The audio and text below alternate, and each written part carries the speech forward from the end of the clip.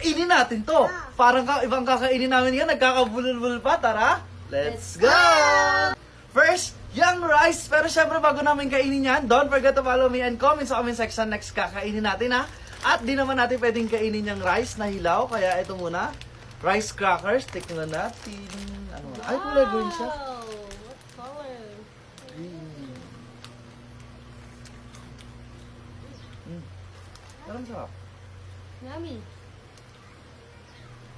Next naman, yung lava. Pero syempre, naghanap kami ng pang alternative dyan. Itong lava. Tikman natin. Wow. Wow, purple siya yan. Gato. Dami.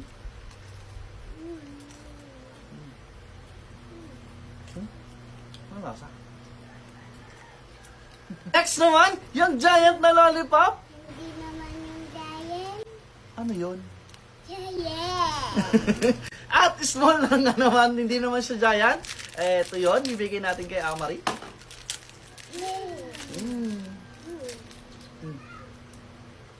Sarap. Like, follow, comment, and share. Bye-bye.